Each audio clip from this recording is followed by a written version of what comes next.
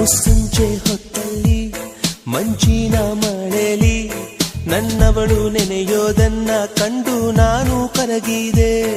ಅವಳಂದ ಚಂದವ ಒಂದಾಗಿ ಸೇರಿಸಿ ನನ್ನೆದೆಯ ಗೂಡಲಿ ಗುಬ್ಬಿ ಹಾಗೆ ಬಚ್ಚಿಟ್ಟುಕೊಂಡೆ.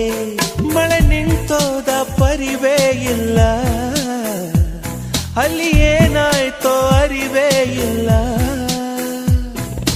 ಎಷ್ಟೋ ಮಾತುಗಳು ಎದೆಯಲ್ಲಿ ಉಕ್ಕಿ ಬಂತು, ಬಾಯಿ ತೆರೆದೆ ತುಟಿ ಮೇಲೆ ತುಟಿ ಒತ್ತಿ ಹಾರಿ ಹೋದಳು.